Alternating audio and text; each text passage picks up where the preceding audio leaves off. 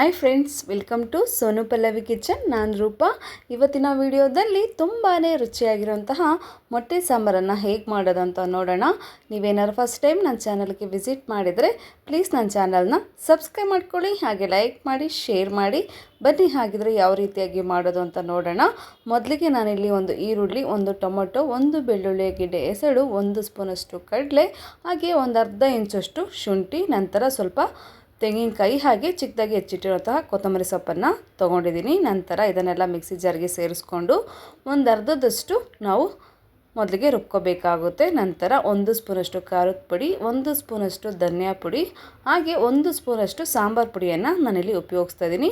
ಸ್ವಲ್ಪನೂ ಕೂಡ ನೀರು ಹಾಕಿಲ್ಲ, ಹಾಗೆಯೇ ರುಬ್ಕೊಂಡಿದ್ದೀನಿ. ಮಸಾಲೆ ಈಗ ಪರ್ಫೆಕ್ಟಾಗಿ ರೆಡಿಯಾಗಿದೆ. ನಂತರ ನಾನಿಲ್ಲಿ ಒಂದು ಬಾಣಲೆಯನ್ನು ತೊಗೊಂಡಿದ್ದೀನಿ. ಬಾಣಲೆ ಬಿಸಿಯಾದ ನಂತರ ಒಂದು 3 ಟೇಬಲ್ ಸ್ಪೂನಷ್ಟು ಎಣ್ಣೆ ಬಿಸಿಯಾದ ನಂತರ ಒಂದು ಅರ್ಧದಷ್ಟು ಈರುಳ್ಳಿನ ಕಟ್ ಮಾಡಿ ಸೇರಿಸ್ಕೊತಾ ಇದ್ದೀನಿ. ಸ್ವಲ್ಪ ಈರುಳ್ಳಿ ಕಲರು ಚೇಂಜ್ ಆಗಬೇಕು, ಅಲ್ಲಿವರೆಗೂ ಕೂಡ ಫ್ರೈ ಮಾಡ್ಕೊಳ್ಳೋಣ.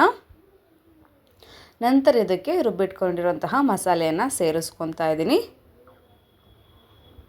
ಮೊದಲಿಗೆ ನಾವು ನೀರನ್ನು ಸೇರಿಸ್ಕೊಂಡು ಮಸಾಲೆಯನ್ನು ಮಿಕ್ಸ್ ಮಾಡ್ಕೋಬಾರ್ದು. ಮೊದಲಿಗೆ ಈ ರೀತಿ ಮಸಾಲೆನ ಎಣ್ಣೆಯಲ್ಲಿ ಫ್ರೈ ಮಾಡಿಕೊಂಡು ನಂತರ ನಾವು ಇದಕ್ಕೆ ನೀರನ್ನು ಸೇರಿಸ್ಕೋಬೇಕಾಗುತ್ತೆ.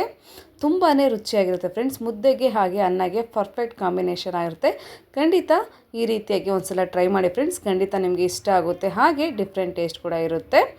ಈಗ ನೋಡಿ, ಈ ರೀತಿಯಾಗಿ ಮೊದಲಿಗೆ 1 ನಿಮಿಷಗಳ ಕಾಲ ಚೆನ್ನಾಗಿ ನಾನು ಫ್ರೈ ಮಾಡ್ಕೊಂಡಿದ್ದೀನಿ. ನಂತರ ಮಿಕ್ಸಿ ಜಾರ್ಗೆ ನೀರನ್ನು ಸೇರಿಸ್ಕೊಂಡು ಆ ಮಸಾಲ ನೀರನ್ನು ಕೂಡ ಸೇರಿಸ್ಕೊತಾ ಇದ್ದೀನಿ. ನಿಮಗೆ ಸಾಂಬಾರು ಎಷ್ಟು ಬೇಕೋ ಅಷ್ಟನ್ನು ನೋಡಿಬಿಟ್ಟು ನೀವು ನೀರನ್ನು ಸೇರಿಸ್ಕೋಬೇಕಾಗುತ್ತೆ. ಈಗ ಕಂಪ್ಲೀಟಾಗಿ ಒಂದು ಸಲ ಮಿಕ್ಸ್ ಮಾಡ್ಕೊಳ್ಳೋಣ.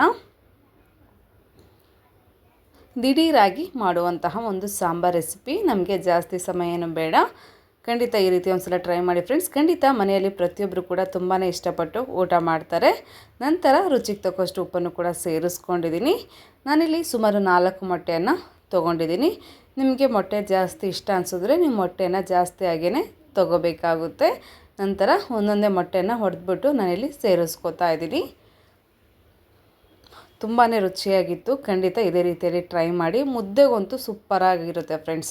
ಅನ್ನಕ್ಕೂ ಕೂಡ ಚೆನ್ನಾಗಿರುತ್ತೆ, ಆದರೆ ಮುದ್ದೆಗೆ ಟ್ರೈ ಮಾಡಿ, ನಿಮಗೆ ಇಷ್ಟ ಆಗುತ್ತೆ ಖಂಡಿತವಾಗ್ಲೂ.